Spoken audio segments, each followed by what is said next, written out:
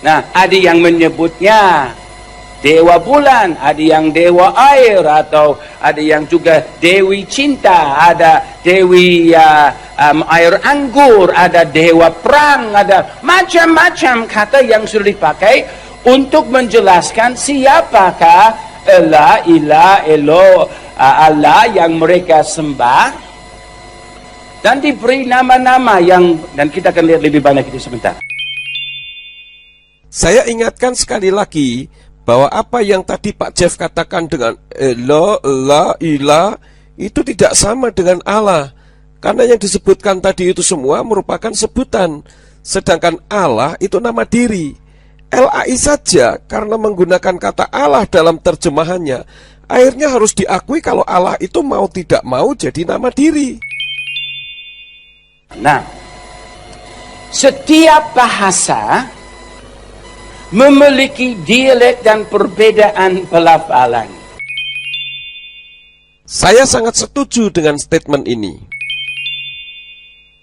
Waktu saya belajar bahasa Indonesia, saya belajar bahwa ada banyak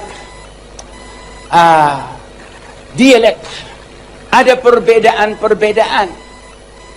Jadi pada waktu saya belajar bahasa Indonesia di Sulawesi Tengah, saya datang ke Jakarta dan saya berbicara tentang kintal saya dan orang yang sudah pilih jalan. Orang di sini berkata, apa itu kintal? Apa itu pilih jalan? Ternyata itu adalah bahasa yang di Indonesia Timur, tidak umum di bagian-bagian yang lain. Apalagi pada waktu saya juga mau belajar bahasa, saya belajar ada kesulitan di dalam pelafalan. Misalnya, pada waktu satu hari saya mau berkhotbah bahwa Yesus Kristus anak domba yang tidak ada cacat celah. Dia anak domba yang tiada celahnya. Saya berkata, saudara-saudara, Yesus Kristus anak domba yang tiada celana. Pengucapannya sedikit berbeda, tetapi mengubah makna. Nah, jadi kalau mau berkata, saudara-saudara, mari kita bersyukur kepada Tuhan. Selalu ucapkan sedikit, oh saudara-saudara, mari kita bersyukur kepada Tuhan. Hal-hal seperti ini di dalam belajar bahasa dan juga untuk orang belajar pelafalan yang tepat, bisa saja mengalami kesulitan-kesulitan. Misalnya kata saudara. Oh, saya sudah belajar dari kamus dan dari buku-buku pelajaran waktu saya belajar saudara-saudara. Tetapi waktu saya ke Manado, saya dengar pendeta berkhotbah, saudara.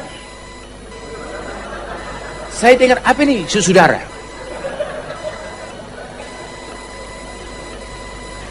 Jadi setelah saya bertanya, apa artinya saudara?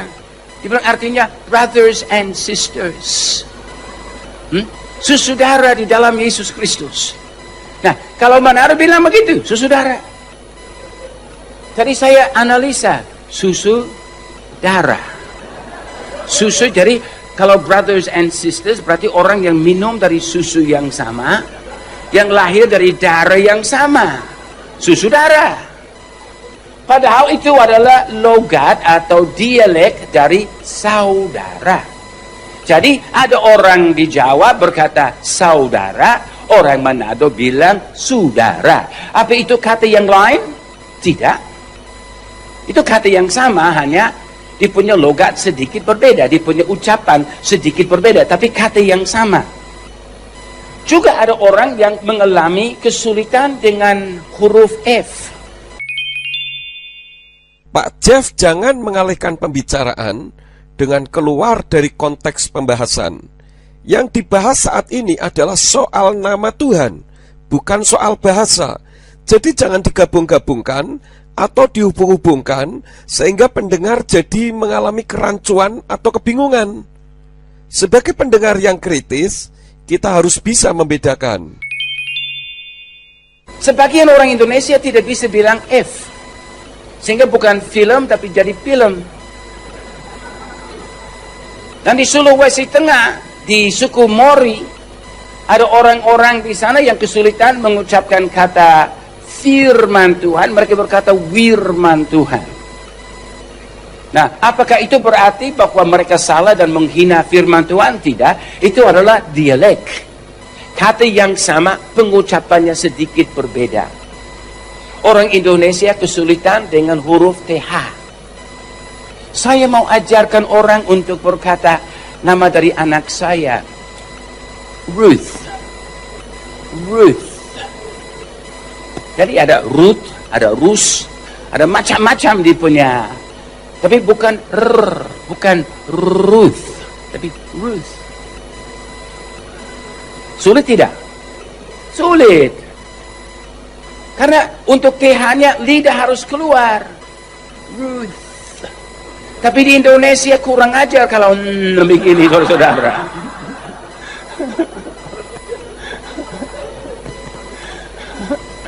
Jadi Ruth, karena sulit, nama anak saya dirubah di sini jadi Ruth.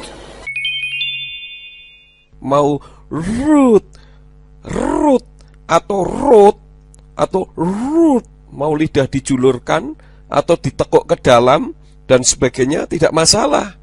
Yang jelas pribadinya sama. Namun kalau Yahweh menjadi Tuhan dengan huruf besar semua, menjadi Allah huruf besar semua, ini jelas beda pribadi sama sekali. Jadi jangan disama-samakanlah. Sama juga dengan Matthew. Nah, TH-nya dalam bahasa Inggris sebenarnya walaupun TH-nya sama, tapi ucapannya bisa berbeda. Thank you, itu lembut. Thank you. Tapi ada juga therefore. Ada therefore. Jadi pelafalannya sedikit berbeda. Huruf-huruf yang sama, tapi pelafalannya sedikit berbeda. Bukan hanya dalam bahasa Indonesia atau bahasa Inggris yang kita akan menemukan seperti ini. Nah, seperti SY. Ada banyak orang Indonesia tidak bisa bilang syukur. Mereka bilang syukur. Betul tidak? Hah? Nah, apalagi kalau misalnya di Australia ada keluarga Chinese, imigran dari China datang ke Australia, sedang belajar bahasa Inggris. Mereka buka restoran makanan Chinese. Jadi kita ke situ, mereka tanya, karena kita mau tanya, kita mau makan di sini. Kita mau tanya, mau makan apa? You like fried rice? Fried rice? You like fried rice? Mereka tidak bisa atau seperti di Indonesia, bukan mari kemari, tetapi mali kemali.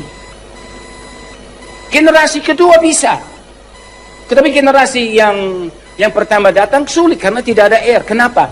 Karena di dalam bahasa otak kita hanya merekam bunyi-bunyi baru di dalam 8 tahun pertama perkembangan kita sebagai anak. Setelah umur 8 tahun, tombol off ditekan. Secara otomatik, secara genetika. Jadi semua bunyi yang kita dengar di dalam 8 tahun yang pertama terekam di dalam kita. Tidak berarti kita sudah harus belajar bahasa itu, tapi pokoknya kita sudah biasa mendengar suara itu atau ucapan itu terekam. Nanti kemudian di tahun-tahun kemudian kita mau belajar bahasa itu, kita akan bisa mengucapkan dengan baik. Karena ucapan itu sudah terekam di dalam kita.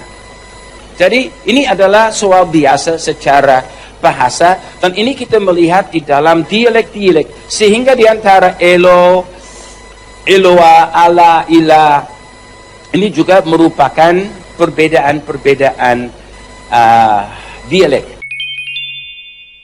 Saya tegaskan sekali lagi bahwa Eloh, Eloah, Allah, Ilah itu bukan beda dialek, melainkan merupakan penyebutan terhadap sesembahan.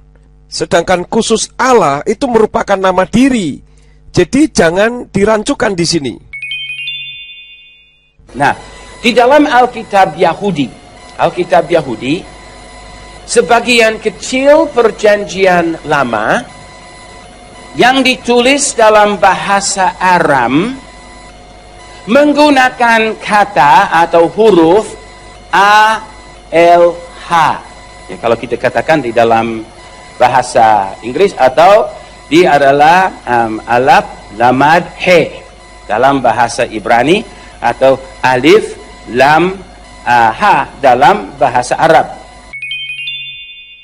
Dalam bahasa Ibrani, huruf alef, lamet, he, atau yang tadi Pak Jeff katakan alif, lam, ha dalam bahasa Arab, itu bukan Allah. Sebab kalau Allah, itu huruf Arabnya alif, lam, ha. Jadi berbeda. Saudara yang tidak memahami bahasa Arab, jangan dibuat bingung dalam hal ini. Kalau ditulis hurufnya saja sudah jelas berbeda. Nah, di dalam Daniel 2 ayat 47, kita melihat salah satu ayat yang di dalam Alkitab asli tidak ditulis di dalam bahasa Ibrani, tetapi ditulis di dalam bahasa Aram. Jadi, karena pada waktu Daniel itu juga di dalam zaman Ezra, sebagian firman Allah, naskah-naskah tertua, tidak ditulis dalam bahasa Ibrani, tapi aslinya ditulis di dalam bahasa Aram. Daniel 2 ayat 47. Sesungguhnya Allahmu itu Allah yang mengatasi segala Allah dan berkuasa atas para raja. Dalam bahasa Aram, di elahikon, hu ela elahin, umara malakin. Nah, jadi untuk kata yang disembah, yang bahasa Indonesia Alkitab menggunakan kata Allah, dalam bahasa Aram, bahasa asli Alkitab Perjanjian Lama, bagian-bagian di dalam kitab Daniel, menggunakan kata elah. Nah, ini berasal dari akar A-L-H, alaf, lamad, he. Dalam kitab Daniel yang sudah dibaca oleh Pak Jeff tadi, dalam bahasa Aram untuk sesembahan ditulis dengan elah. Itu sudah sangat jelas. Dan itu tidak sama dengan Allah, seperti dalam bahasa Indonesia yang selama ini dianggap sebagai sinonim dari sesembahan. Dalam bahasa Indonesia tidak ada kata Allah sebagai sinonim dari kata sesembahan atau yang disembah. Hanya orang Nasrani yang fanatisme dengan kata Allah saja yang memperkosa bahasa Indonesia. Tadi sudah saya terangkan di depan. Nah, juga di dalam Daniel pasal 5 ayat 1, perhatikan ini, Daniel 5 ayat 1, bahasa Indonesia terjemahan lain berkata, demi nama Allah Israel. Bahasa Aram, bahasa asli Daniel 5 ayat 1, Beshum Elah Yisrael. Di sini menggunakan kata bahasa Aram Elah. Pak Jeff mengutipnya ayat salah tuh. Daniel pasal 5 ayat 1. Dalam bahasa apapun tidak ada yang berbunyi seperti yang sudah dibaca tadi. Tapi okelah, tidak apa-apa. Saya ikuti saja. Kalau Pak Jeff membaca dalam bahasa Aram yang berbunyi Beshum Elah Yisrael, itu dalam bahasa Ibraninya berbunyi Beshem Elohim Yisrael. Itu artinya dalam nama Elohim Yisrael. Jadi kata Elah dalam bahasa Aram atau Elohim dalam bahasa Ibrani itu bukan nama. Jadi tidak sama dengan Allah. Jadi tidak bisa diterjemahkan ke dalam bahasa Indonesia demi nama Allah Israel. Karena Allah itu bukan sebutan. Elah bahasa Aram sama dengan ilah bahasa Arab, sama dengan Elo di dalam bahasa Ibrani. Dan semuanya berasal dari akar yang sama. Nah, kita akan kembali kepada itu lagi sebentar. 2. Kata Yahweh dalam sejarah. Kata Yahweh dalam Alkitab. Nah, saya menggunakan kata Yahweh karena memang secara teologi linguistik di dalam dunia masa kini itu adalah paling populer. Nama Yahweh bukannya paling populer, tetapi memang tertulisnya demikian. Jadi mau tidak mau ya harus dibaca Yahweh. Nah, pernyataan Pak Jeff ini saja membuktikan kalau nama itu memang ada dan bisa berbunyi, kan? Tidak ada ahli yang tahu apa itu adalah tepat. Mungkin tepat, Tapi tiada yang tahu apa itu tepat atau tidak. Tapi kita pakai saja. Yahweh dalam Alkitab adalah khusus untuk nama Tuhan. Nah, Pak Jeff sudah mengakui sekarang kalau Yahweh itu dalam kitab suci memang khusus untuk nama Tuhan. Lalu kenapa mau coba-coba mengganti dengan nama lain? Tapi perhatikan, di zaman perjanjian lama, kata Yahweh, tetragrammaton itu, juga dipakai sebagai nama dewa yang memiliki istri, yaitu Asyerah. Apakah kita membuang kata Yahweh karena ada yang memakainya beda dengan kita? Bukankah ada orang yang berkata, kita sebagai orang Kristen tidak boleh pakai kata Allah karena itu adalah nama sesembahan agama lain? Bukankah ada yang berkata, kita harus membuang kata Allah karena itu disebut sebagai dewa air atau dewa bulan? Bahkan bukan cuma itu, tapi dewa perang, dewa seks, dewa guntur, dewa kesuburan, ribuan dia punya nama-nama yang bisa diberikan. Kalau nama Yahweh dipakai sebagai nama dewa, ya tidak masalah. Tetapi apakah kalau dipakai sebagai nama dewa, lalu berarti Yahweh menjadi dewa? Kalau saya bilang Pak Jeff itu negro, apakah kemudian Pak Jeff berubah menjadi negro? Kalau saya punya gitar, lalu saya mengatakan kepada gitar, "Oh gitar, berkatilah saya karena engkau adalah Yahweh." Apakah hal ini salah? Tentu saja tidak. Sebab saya punya hak untuk mengatakan gitar sebagai Yahweh atau sebagai apapun. Namun yang jadi pertanyaannya, apakah gitar saya itu pernah mengatakan akulah Yahweh? Tidak kan? Kalau Allah berbeda. Pertama, memang dalam bahasa Ibrani tidak ada dan tidak pernah dipakai sebagai nama sesembahannya umat Israel. Yang kedua, nama itu oleh umat Islam sudah menjadi nama sesembahan mereka. Padahal firman Tuhan mengatakan di dalam kitab Keluaran pasal yang ke-23 ayat yang ke-13 yang mengatakan Ufkol asyer amarti alekem tisameru wecem Elohim akrim lo taskiru lo yisama alpika, yang artinya dalam segala hal yang telah kufirmankan kepadamu haruslah kamu waspada. Nama sesembahan lain jangan kamu sebut, janganlah hal itu terdengar dari mulutmu. Nah, kita ini mau taat kepada siapa? Taat kepada Jeff Hammond yang menghalalkan nama Allah untuk tetap disebut, atau menurut firman Tuhan yang setiap saat kitabnya kita bawa dan kita baca, yang mengatakan Yahweh hanya pribadi Yahweh saja, satu dan satu-satunya? Apakah pernah ada sesembahan yang mengatakan akulah Allah sebagai nama sesembahannya Israel? Coba saudara pendengar renungkan sejenak.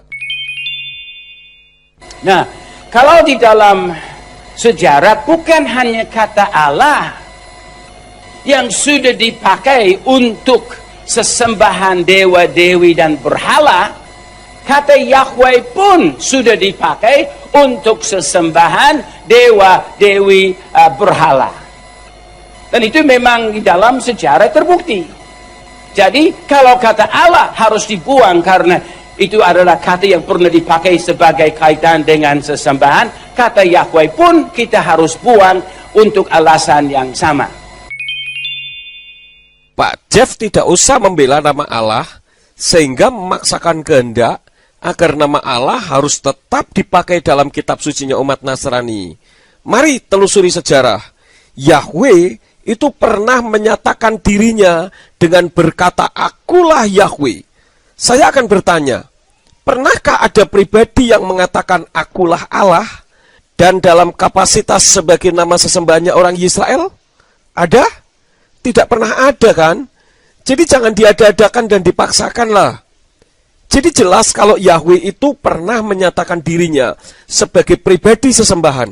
Sedangkan Allah kan manusia yang memberi nama dan bukan sesembahan miliknya Israel. Mungkin saudara pendengar ada yang bertanya, kalau begitu siapa yang memberi nama Yahweh? Bukankah itu Mose yang memberi nama? Saya katakan tidak. Yahweh memberi nama bagi dirinya sendiri. Dalam kitab Yirmiyahu, pasal yang ke-32 ayat yang ke-20 berbunyi demikian. Asher samta otot umoftim be'eretz Mitzrayim at hayom hase uf Yisrael ufa adam wa ta'ase lecha sem hayom hase, yang artinya, sebab engkau yang telah menaruh tanda-tanda dan keajaiban-keajaiban di tanah Mitzrayim sampai pada hari ini, dan di Israel serta di antara manusia, dan engkau telah membuat satu nama bagimu sendiri seperti pada hari ini. Jadi sangat ironis kalau nama Yahweh harus dibuang, sedangkan nama Allah yang jelas-jelas tidak ada dalam firman dibela mati-matian dan dipaksakan untuk tetap eksis. Ini teologi jukir balik namanya. Nah, apa saya mau buang kata Allah? Tidak. Apa saya mau buang kata Yahweh? Tidak. Kalau orang lain mau pakai kata-kata itu beda dengan saya, terserah mereka. Saya mau pakai sesuai dengan pewahyuan firman Allah. Itu memang hak Pak Jeff. Mau membuang atau memakai nama Allah, mau membuang atau memakai nama Yahweh, itu memang urusan Pak Jeff.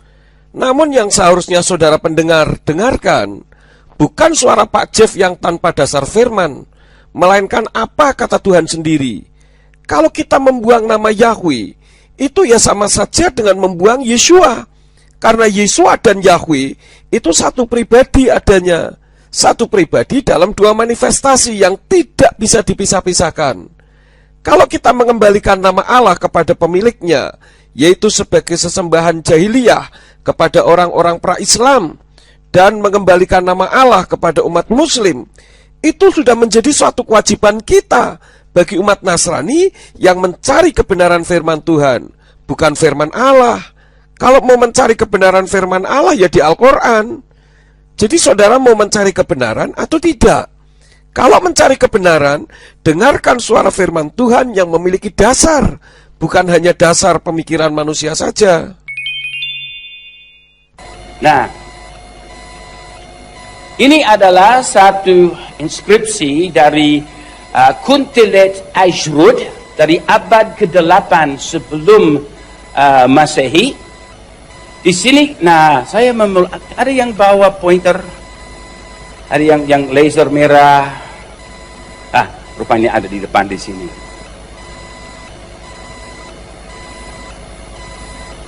Sebenarnya gambar ini sedikit pornografik, tapi sudah beginilah di dalam inskripsi sejarah. Tidak ditemukan? Tidak ada. Ada orang yang lain punya? Ada di sini.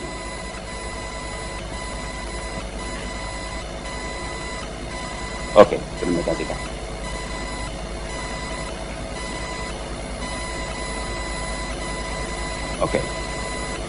Oke. Yang tinggi yang di tengah gambar sebelah kanan ini, yang di tengah itu adalah Yahweh. Ya, yang saudara lihat yang di sebelah sini. Ini adalah Yahweh. Istrinya Asherah yang di sebelah kanan, rupanya sedang main musik ini. Jadi ini Yahweh bersama dengan istrinya Asherah. Ini juga adalah satu patung yang lain di luar lukisan ini kepada Asherah, salah satu dewi pada zaman 800 tahun sebelum Masehi. Jadi ini adalah berhala yang disembah, namanya Yahweh. Apa kita akan membuang kata Yahweh karena ada sekelompok orang yang mungkin penyembah-penyembah berhala yang berasal dari Kadesh Barnea atau berasal dari orang Yahudi, tidak diketahui, yang menyembah satu yang mereka sebut Yahweh yang punya istri. Kita tidak akan membuang kata Yahweh cuma karena ada orang lain yang menggunakannya dengan cara demikian. Tadi sudah saya jelaskan. Jadi saya tidak akan membuang Yahweh walaupun ada orang yang menyembahnya sebagai berhala. Kenapa? Karena Yahweh yang saya sembah bukan Yahweh yang berhala. Nah, kalau Allah, apakah ada suatu pribadi sesembahan yang berbicara kepada manusia sebagai pribadi sesembahannya orang Israel yang bernama Allah? Yang ada adalah Allah dalam tanda kutip, yang berbicara kepada Muhammad sebagai nabinya umat Islam di Gua Hira. Nah, saudara mau mendengar yang mana sekarang? Silahkan jawab sendiri saja ya.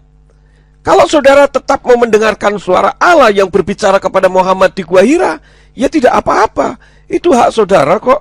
Tetapi saya sarankan, kalau mau mendengar suara Allah, saudara harus konsekuen melakukan seperti apa yang umat Islam lakukan saat menyembah Allah. Itu baru benar, tidak setengah-setengah, kanan kiri oke. Dan saya mau menggarisbawahi perkataan Pak Jeff tadi. Pak Jeff tadi mengatakan kalau nama Yahweh tidak dibuang. Nah, kalau nama Yahweh tidak akan dibuang, kenapa ada seminar semacam ini? Hanya untuk menghalalkan nama Allah agar bisa tetap dipakai dalam kekristenan, walaupun tanpa dasar firman. Coba pendengar perhatikan dan renungkan. Apakah apa yang disampaikan Pak Jeff mengenai nama Allah dari tadi agar bisa tetap legal dalam kekristenan itu ada dasar firman Tuhannya? Tidak ada kan? Ada satu batu hitam disebut batu Moab dengan measure steel yang menceritakan kisah yang di dalam 2 Raja-Raja pasal 3 ayat 1 sampai 27, yaitu tentang zaman pemberontakan yang setelah kematian Raja Ahab, dan inskripsi yang menggunakan kata Yahweh di dalamnya adalah inskripsi tertua dalam sejarah di luar Alkitab dan berasal dari abad ke-9 sebelum Masehi. Artinya di dalam catatan arkeologi kita dapat menemukan bahwa ada pemakaian Yahweh sebagai nama yang disembah oleh bangsa Israel, tapi kami juga menemukan inskripsi di dalam arkeologi tentang penyembah-penyembah berhala yang menyebut Yahweh sebagai salah satu berhala mereka. Apa kita membuang kata itu? Tidak. Kita membuang pemakaian yang salah, bukan pemakaian yang benar. Untuk yang ini saya tidak perlu memberi sanggahan karena sudah tersanggah di depan tadi. Jadi yang dikatakan ya, kalau misalnya ada dia punya bak mandi plastik untuk baby, dan dia sudah mandi dan airnya sudah kotor. Nah, kalau buang itu air, jangan buang babynya juga. Mungkin airnya kotor, tapi baby kasihan kalau dibuang. Ketiga, kata Allah dalam sejarah gereja. Jadi kita sedang melihat di dalam sejarah. Nah, yang ketiga ini kata Allah dalam sejarah gereja dalam Kisah 2 ayat 8 sampai 11. Ini adalah pada hari Pentakosta, hari pencurahan Roh Kudus, hari gereja Tuhan lahir. Bagaimana mungkin dikatakan kita masing-masing mendengar mereka berkata-kata dalam bahasa kita sendiri? Jadi pada waktu itu di Yerusalem ada ribuan orang dari berbagai bangsa yang berkumpul untuk masa raya Paskah, Pentakosta. Dan pada waktu Roh Kudus dicurahkan pada hari itu, dan 120 murid di dalam kamar loteng di Bukit Sion, Roh Kudus mulai bekerja dan mereka berkata-kata dalam bahasa-bahasa baru. Ada 2 mujizat yang terjadi. Mujizat pertama, mereka yang berbahasa-bahasa yang baru. Mujizat kedua, orang-orang yang di situ yang mendengar dalam bahasa mereka sendiri. Nah, di sini kita akan melihat ada daftar 17 bahasa orang dari bangsa-bangsa yang hadir pada waktu itu, yang langsung menyaksikan mujizat gereja Tuhan lahir. Buat saya itu cocok sekali. Bahwa bukan hanya orang Yahudi yang hadir waktu gereja Tuhan lahir, tetapi ada wakil-wakil dari 17 bangsa yang hadir. Karena Injil bukan hanya untuk bangsa Yahudi, Injil adalah untuk bangsa-bangsa di seluruh dunia. Jadi mereka mendengar dalam bahasa kita sendiri, yaitu bahasa yang kita pakai di negeri asal kita. Kita orang Partia, Media, Elam, penduduk Mesopotamia, Yudea dan Kapadokia, Pontus dan Asia, Frigia dan Pamfilia, Mesir, dan daerah-daerah Libya yang berdekatan dengan Kirene, pendatang-pendatang dari Roma, baik orang Yahudi maupun penganut agama Yahudi, orang Kreta dan orang apa? Orang Arab. Jadi orang-orang yang berbahasa Arab ada di dalam daftar 17 bangsa, 17 bahasa, di mana orang-orang mendengar, seperti yang di dalam kuning ini, kita mendengar mereka berkata-kata dalam bahasa kita sendiri tentang perbuatan-perbuatan besar yang dilakukan Allah.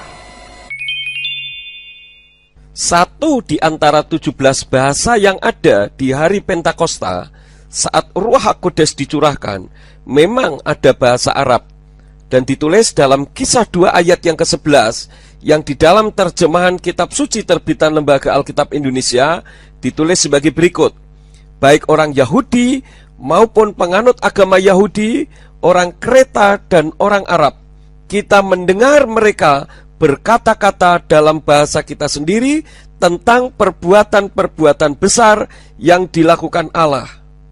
Namun ternyata dalam bahasa Ibrani berbunyi sebagai berikut: Gam sefat kereti wa araf asyer anaknu lil sonot yenu somim otam mesaprim et niflot ha Elohim. Jadi terjemahan yang benar bukan perbuatan-perbuatan besar yang dilakukan Allah, melainkan perbuatan-perbuatan besar yang dilakukan oleh Elohim. Jadi orang-orang Yunani yang ada di situ, mereka dengar tentang perbuatan Allah. Mereka dengar kata Allah. Ya, kalau orang Ibrani, mereka mungkin akan dengar kata Elohim. Kalau orang yang berbahasa Aram, mereka akan mendengar kata Allah. Dan itu adalah kata dalam bahasa Aram. Bahasa sehari-hari Yesus adalah bahasa Aram.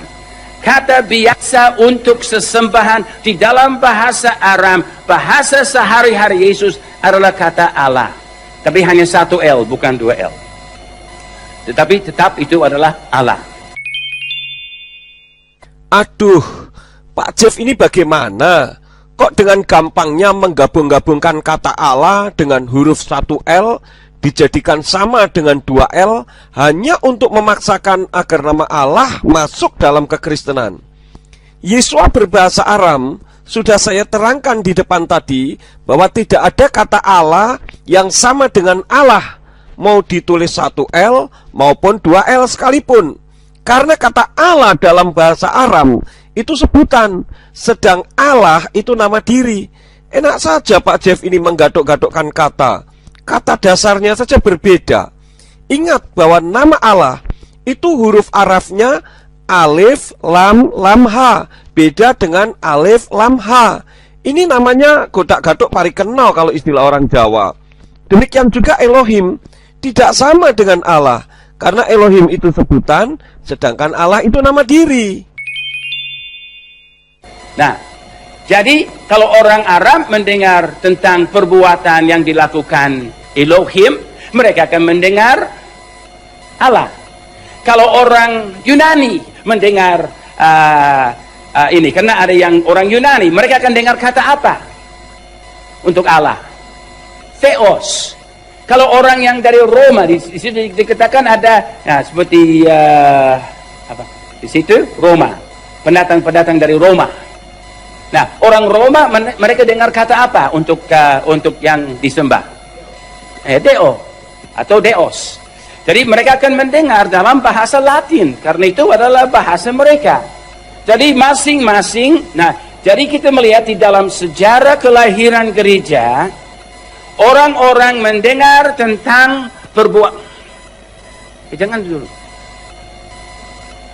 Jadi orang-orang sudah mendengar tentang perbuatan-perbuatan besar yang dilakukan Allah. Oke, yang berikut. Nah, kata Allah didengar dalam bahasa masing-masing. Jadi kata apa yang didengar orang-orang berbahasa Arab untuk kata Allah? Apa orang-orang Arab mendengar kata Yahweh? Tidak. Apa orang-orang Arab mendengar kata Elohim? Tidak. Apa orang-orang Arab mendengar kata Allah? Tentu saja. Pak Jeff jangan mendustai umat yang tidak mengerti bahasa Arab, sehingga dengan gampangnya berbicara logis yang kalau dipikir secara nalar nampaknya benar, padahal keliru besar dan tanpa dasar.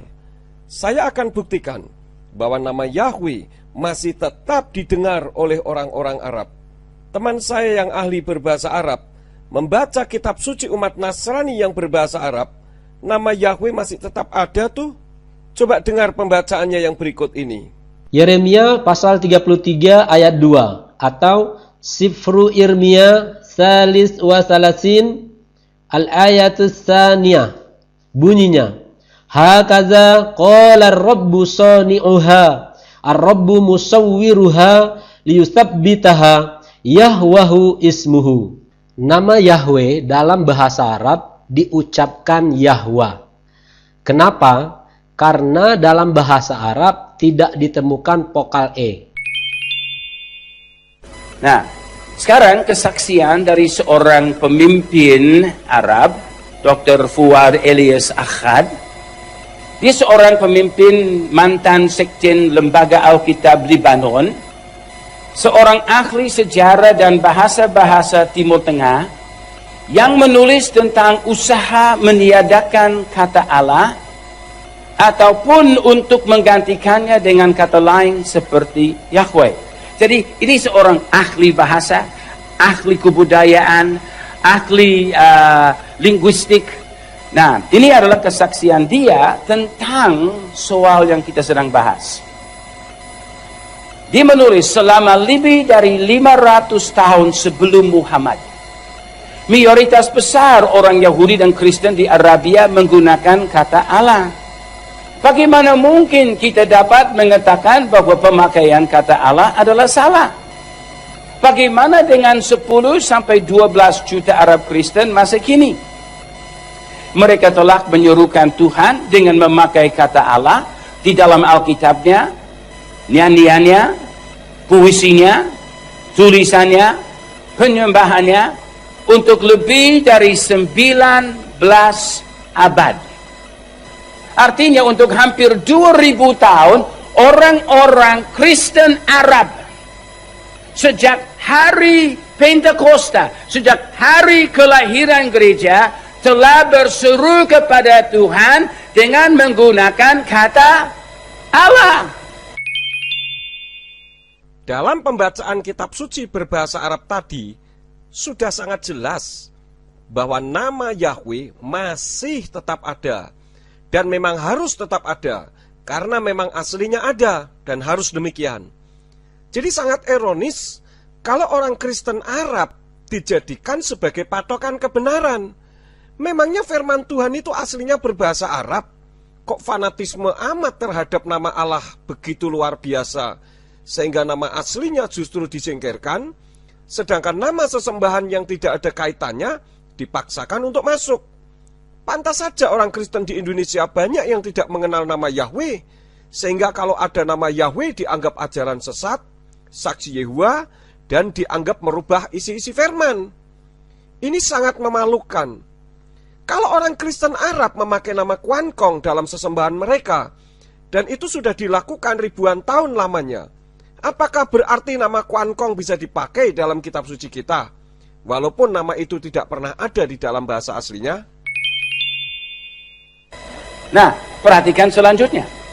Betapa besar penghinaan terhadap mereka, saudara-saudara kita yang Arab, kalau kita memberitahukan mereka untuk jangan menggunakan kata Allah. Ini adalah kata resmi dalam bahasa mereka. Bahkan satu-satunya kata untuk sesembahan dalam bahasa mereka. Kalau kata itu dicabut, mereka mau bilang God, bagaimana? Tidak ada kata lain dalam bahasa mereka untuk God selain daripada Allah. Dan kalau kita berkata kepada mereka bahwa mereka adalah keliru, berarti mereka salah dengar pada hari Pentakosta. Maka juga di dalam semua Alkitab mereka, di sepanjang sejarah, tulisannya, komentarinya, semuanya selama hampir 2000 tahun, orang-orang Arab Kristen sampai hari ini menggunakan kata Allah. Apakah Pak Jeff ada bukti kalau saat Ruach HaKodes melawat umatnya di hari Pentakosta itu, mereka menyebut-nyebut nama Allah? Mana ada perkataan mereka mengatakan Allah dalam kejadian tersebut?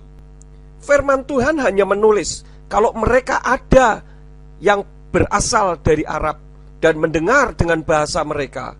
Hal itu tentu saja tidak salah. Namun Yahweh itu kan nama, bukan bahasa.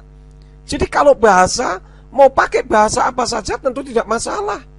Jadi jangan main tafsir tanpa dasar, hanya main logika saja. Dalam kitab suci berbahasa Arab saja, sudah jelas tadi kita dengar bersama, nama Yahweh tetap disebut.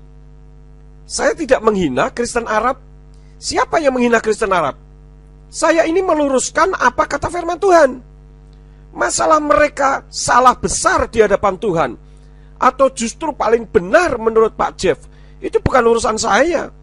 Yang menjadi hakim adalah Tuhan. Nah, kalau yang menjadi hakim itu Tuhan, yang menentukan benar salah itu siapa? Tentu Tuhan dong.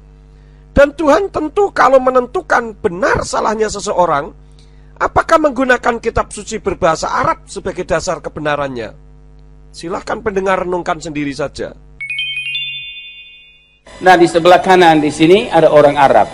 Saya tidak bisa lihat dia. Ada di mana dia? Ada?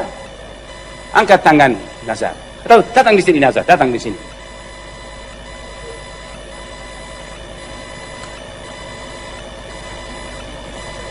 Ada mikrofon, kedua bisa di. Oke. Nah.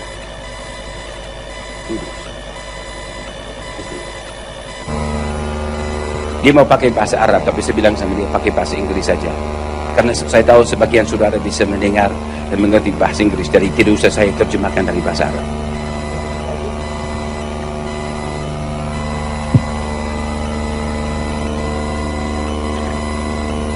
Selamat pagi. Sabah khair. I just want to give you a short testimony about the Bible and the use of word Allah. Saya mau beri kesaksian singkat tentang isi Alkitab dan pemakaian kata Allah. Since the day of Pentecostal, Jadi memang sejak hari Pentakosta, since the first time people heard about God, especially Arab people, dan pertama kali orang-orang Arab mendengar tentang Injil, it came through the Holy Spirit, datangnya melalui Roh Kudus pada hari Pentakosta itu, the word Allah. dengan menggunakan kata Allah. Bagaimana Nasar tahu kalau saat hari Pentakosta mereka menggunakan kata Allah? Usia Nasar berapa tahun? Kok bisa tahu kalau mereka mengucapkan Allah? Sedangkan firman Tuhan saja hanya menulis kalau mereka mendengar dalam bahasa Arab. Sekali lagi saya katakan, orang mendengar dalam bahasa Arab tentu tidak masalah. Namun nama Yahweh masih tetap disebut. Dan dalam bahasa Arab bunyinya Yahwah. Kalau kesaksian Nasar ini dijadikan sebagai patokan kebenaran, sedangkan di situ saat itu ada 17 bahasa, berarti nama Tuhan jadi 17 nama dong. Karena saat itu mereka mendengar nama Tuhan dengan bahasa masing-masing, dan nama Yahweh bisa berubah menjadi 17 nama baru berdasarkan bahasa mereka masing-masing. Coba renungkan dengan baik. Kalau saya berandai-andai, apabila saat itu ada orang Jawa yang menganggap Semar sebagai dewanya, berarti nama Yahweh juga berubah menjadi Semar dong. Yang benar aja, kita ini sedang membahas nama, bukan bahasa. Jadi pendengar harus bisa membedakannya. I mean, if you're trying to say this, are you trying to prove that God was wrong? Jadi kalau kita mau batalkan kata Allah, apa kita mau buktikan bahwa Allah salah? I mean, if you really insist that it's a wrong word, this Bible, since the day it was written 2,000 years ago, it got the word Allah. Jadi kalau orang mau katakan bahwa kata Allah adalah salah, berarti Alkitab yang kita sudah pakai selama 2000 tahun sejak hari Pentakosta juga salah. And I think it doesn't really matter what you call God.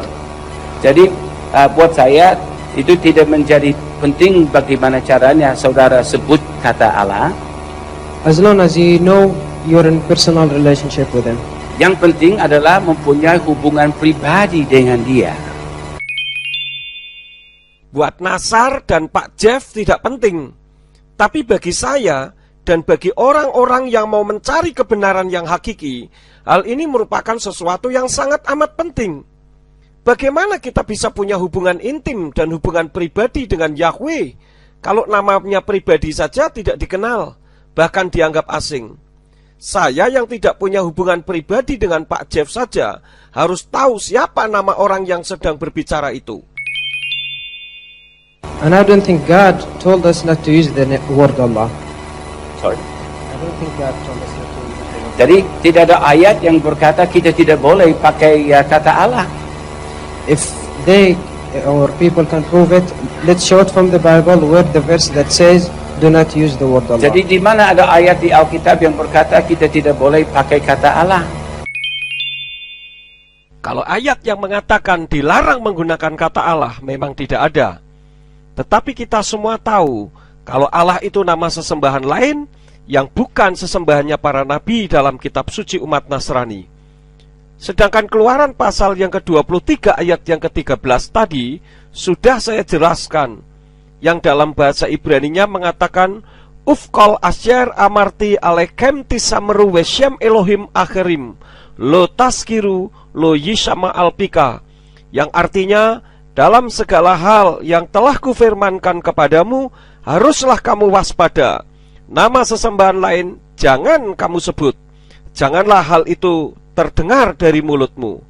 Nah, kita sudah mengetahui kalau Allah itu nama sesembahan lain. Kenapa kita tidak menurut firman Tuhan? Kalau Pak Jeff mengatakan tidak ada ayat yang mengatakan kita tidak boleh memakai kata Allah, bisa saja saya balikkan, mana ada ayat yang mengatakan kita boleh mengganti Yahweh dengan kata Allah. Ini statement konyol namanya. Except for that, stop insulting other people's faith.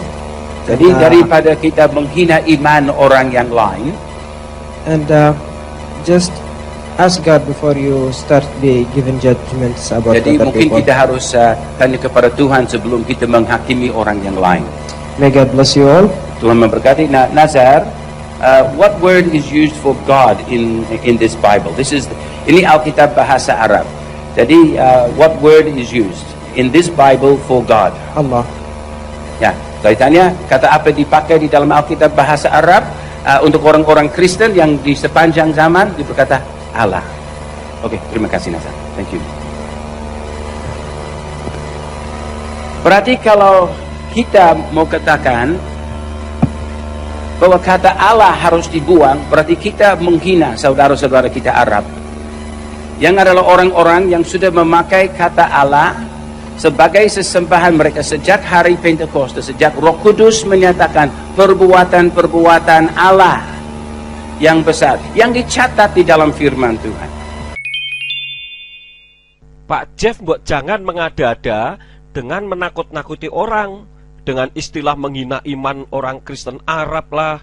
Kami ini tidak menggunakan kata Allah bukan menghina imannya Kristen Arab loh Pak, tetapi mengembalikan ke sebagaimana mestinya saja.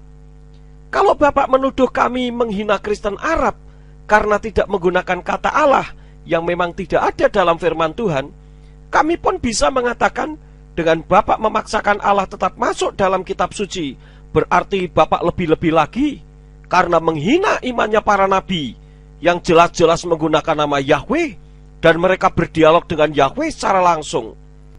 Jadi kita ini tidak bicara soal hina-menghina Pak, melainkan meluruskan kebenaran firman. Aslinya itu bagaimana? Sentral iman kita bukan kepada Kristen Arab, bukan juga kepada Yahudi, tetapi apa yang Tuhan firmankan itu yang kita lakukan. Katanya mau taat firman Tuhan. Firman Tuhan yang mana yang ditaati?